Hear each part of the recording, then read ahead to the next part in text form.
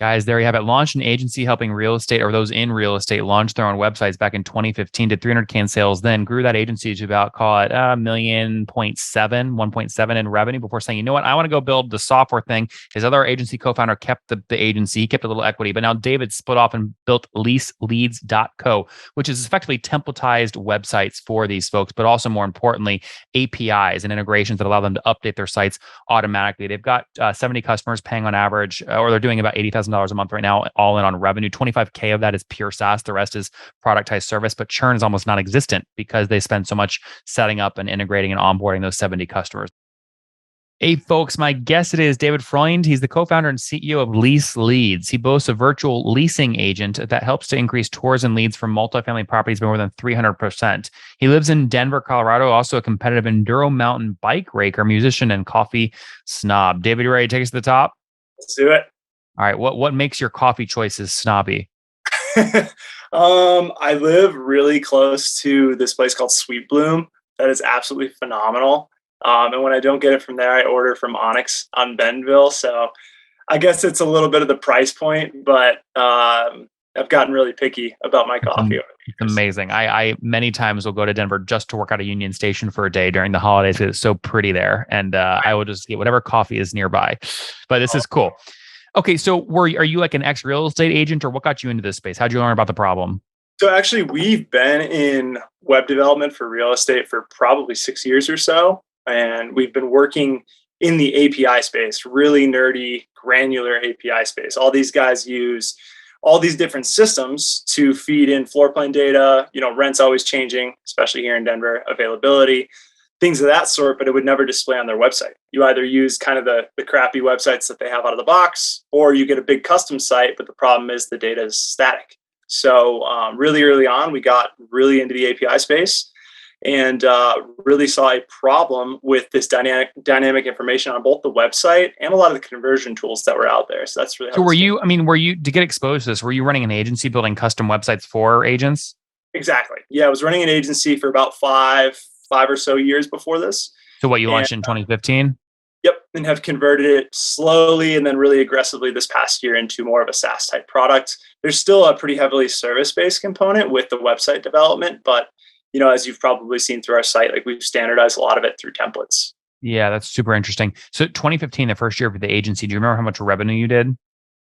I think the first year we did about 300,000. That's awesome for your first year. That's super cool. For sure. Yeah. Okay. So what did you scale the agency up to? How many people full time as of 2020, I guess? So when we started, we were really, really big on the freelance model. So I would say it's a little bit skewed if I give you the full-time numbers. We got to about 9. And I recently split off with my business partner because he was mostly focused on the SEO side of things. But we got to about 9 full-time, but we had a freelance team of almost about 50 people. And those are thoroughly vetted, extended team members for freelance there. That's wild. Okay. So your best year at the agency, maybe what was it, 2020 in terms of revenue? Yep. 2020, we did about about 1.75 million revenue. One and three. Okay. 1.75, something like that. Yep. And then got it. And then walk me through. I mean, some of the most successful SaaS companies start off like this as an agency, but there's friction, right? You have a co-founder. What if they want to stay with the agency and you want to do SaaS? How do you split it? Does the agency own any portion of Lease Leads? Like, how'd you do that negotiation? Oh my gosh. We could spend a lot of time there, but it was super fun. I learned a lot about business structure and selling assets and defining value of them.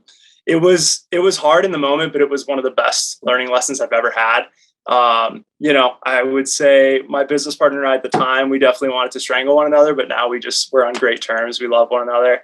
I stay in touch with him every quarter. He's crushing it with his business. Who owns the agency today? Do you guys still own the agency together or no? You shut it down? Yeah. So he runs the SEO agency. It's called Intergrowth.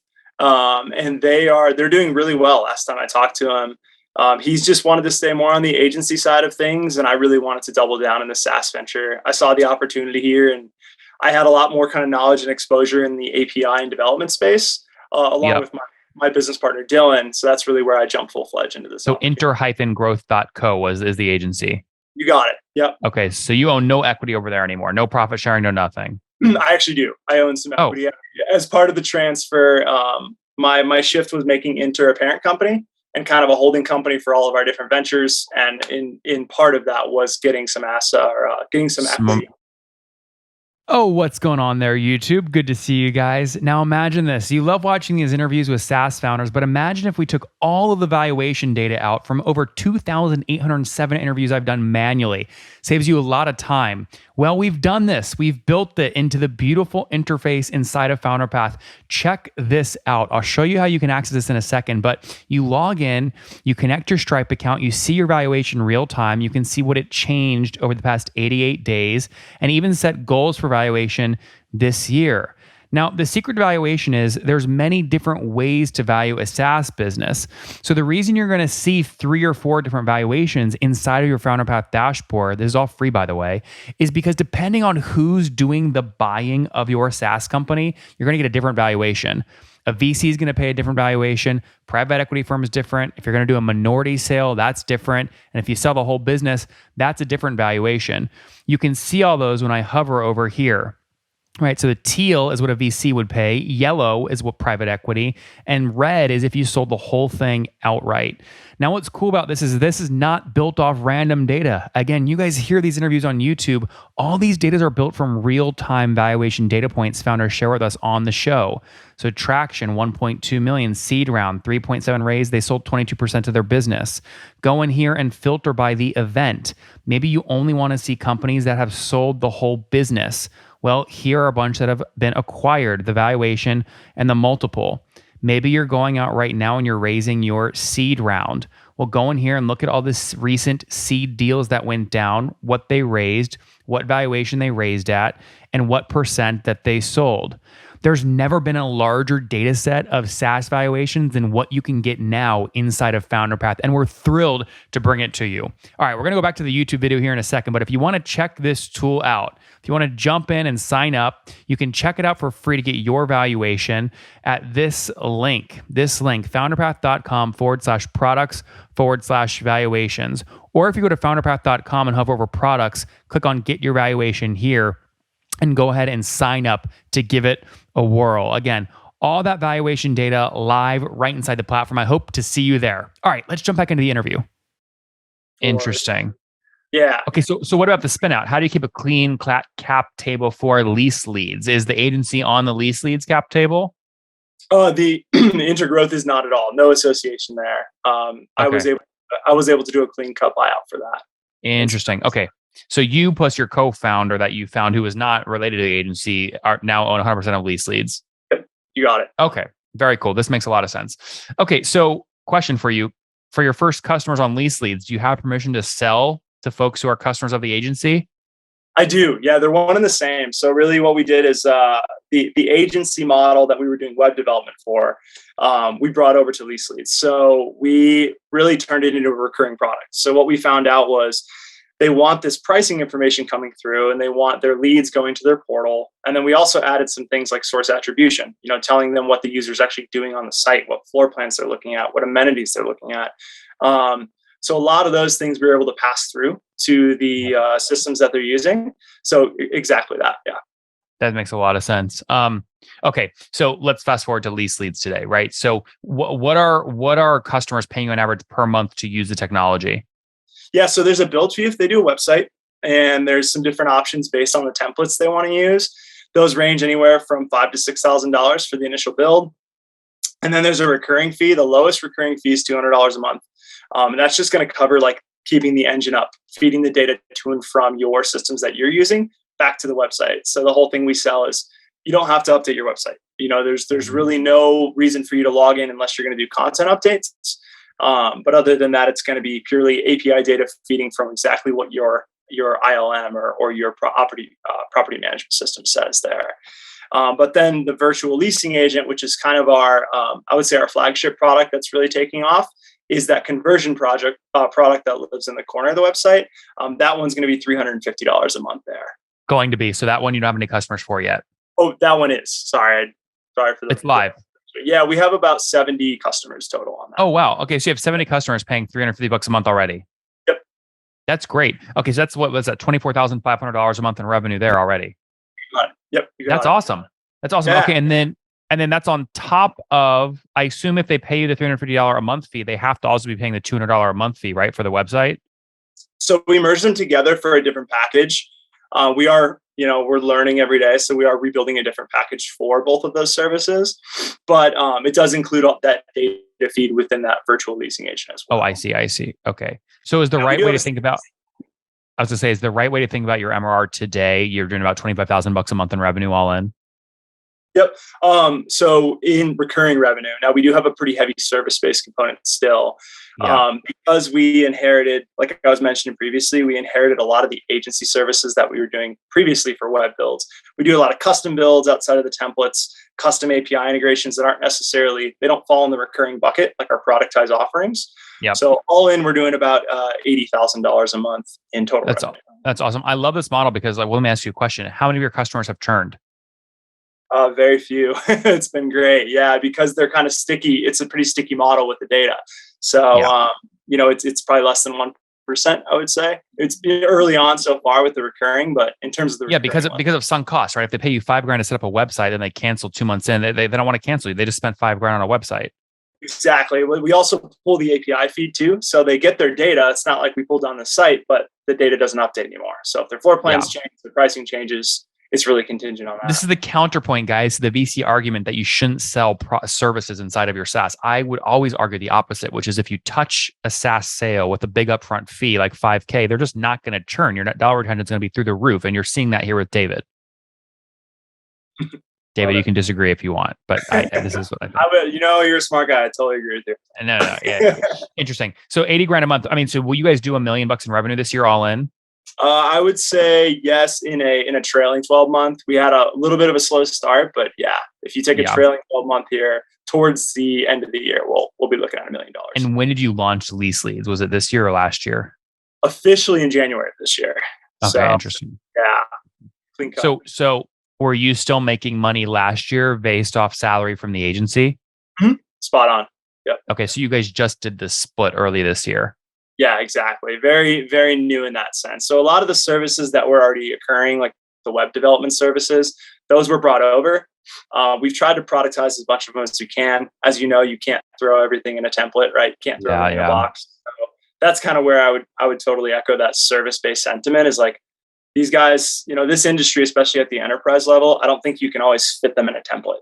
A lot of these companies have custom solutions for multiple feeds. I just got off a call earlier where a client uses, a CRM for one component, but then they use like 2 separate data feeds for their property management. So it's, you do have those instances that come through and you can't necessarily throw them in a recurring template, so to speak. Yeah, that's wild. How many folks are full-time on the team today? Right now it's 6 full-time. Okay. Some of them went over to the SEO agency when we split. So 6 full-time on our team. And then we still have a pretty substantial amount of freelancers that we work with, anywhere from... How many? Content loading, QA specialists, some part-time web developers, but we have about 15 freelancers, I'd say, in total. And so like everyone wants the superpower of like finding cheap talent that's like really talented, right? So like, how are you finding these for example, how'd you find your good content freelancers? Yeah, so we vet very, very intensely. I would say we vet obviously better in the spaces that we know best with our development. Content wise, I would say that was a labor of love over the years, just working in the agency, testing different relationships, things of that sort. We found our folks that work really well. But what's top of funnel there? Is it like Upwork, Fiverr, others? And then if they do a bunch of work for you, bring them off those in marketplaces and into your network directly? Exactly. So we test for like initial questions, how many hours are you looking for? Personality fit. We obviously move quick. How do you measure that? We have a type form that we use. We try to standardize it for each role, especially for development. We can get pretty specific with that. Like, what's your vision of X, Y, and Z code base? What frustrates you most about, say, WordPress as an example? So we do a lot of vetting around that, and then we ask for specific test examples of their code before we even get on a call with them to evaluate next steps. Interesting. Can you send me the type form you use for hiring content people? Absolutely. Freelancers? Yeah, for sure. I would love that. I'll attach it to the show notes so you guys can see how David vets content, folks. That's interesting. Absolutely. Very cool. Okay, so team of 6. Now, have you bootstrapped Lease Leads or have you raised? Totally bootstrapped. Yeah, we bootstrapped from day one. I took the cash from the agency and rolled it over into this venture. That's smart. But the agency is not on your cap table, right? So how did you take that cash? That's like your personal cash you made from the agency? Yes. Yeah. To clarify. Yeah. Are you all in? Did you invest all your savings 100% into lease leads?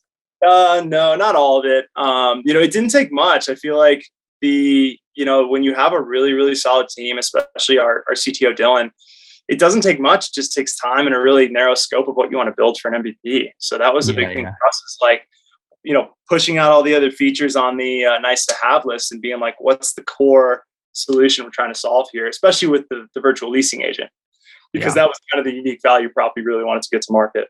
Did you and Dylan split equity 50-50 at the start, or you took more because you were bringing in customers? We did not. No, we split it a little bit differently, just because, ideation kind of premium and bringing the customers in, things of that sort. Yeah. So you own more, just to be clear. Mm-hmm. Yeah. Okay. Very cool. Let's wrap up here with the famous 5. Number 1, favorite business book. Favorite business book, I would say The Obstacle's the Way. I think it's a beautiful book from Ryan Holiday. Number 2, is there a CEO you're following or studying? CEO I'm following or studying. At this point, I would say I like Dharmesh from HubSpot. I really like everything he has to say. I also like Brian Halligan, but Dharmesh is just so philosophical and insightful. I love that guy. Number 3, what's your favorite online tool for building lease leads? Favorite online tool? I'd say Figma. That's kind of a weird one, but Figma is just the coolest tool for me. Number 4, how many hours of sleep do you get every night? 8. I'm big on sleep. That's good. And situation, married, single, kids? You cut out there a little bit. Yeah. Married, single, kids? Oh, married. Yep. Any kids?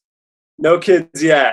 My that's a question that's a question you want to get right, by the way. Yeah, no kids right now. We're working on it slowly. That's awesome. And David, how old are you? I'm 33. Last question. Something you wish you knew when you were 20? Something I wish I knew when I was 20? Yep. Things take time. Patience and persistence is virtue over everything else.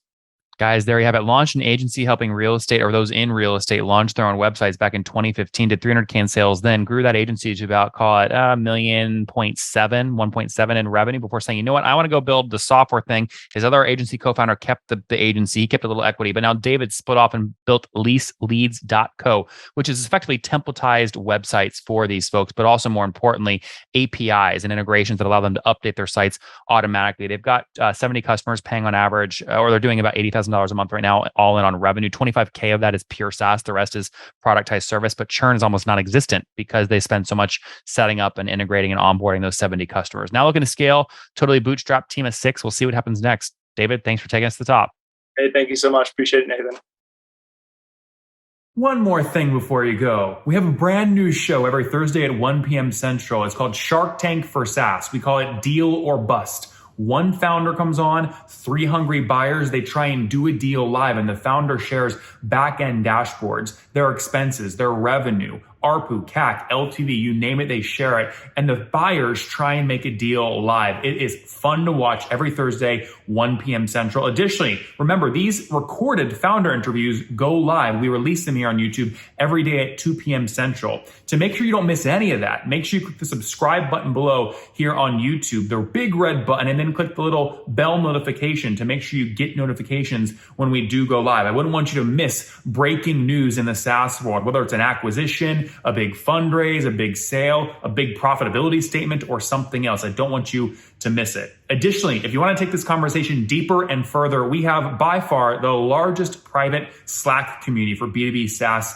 founders. You want to get in there. We've probably talked about your tool if you're running a company, or your firm if you're investing. You can go in there and quickly search and see what people are saying. Sign up for that at nathanlatka.com/Slack. In the meantime, I'm hanging out with you here on YouTube. I'll be in the comments for the next 30 minutes. Feel free to let me know what you thought about this episode. And if you enjoyed it, click the thumbs up. We get a lot of haters that are mad at how aggressive I am on these shows, but I do it so that we can all learn. We have to counter those people. We got to push them away. Click the thumbs up below to counter them, and know that I appreciate your guys' support. All right, I'll be in the comments. See ya.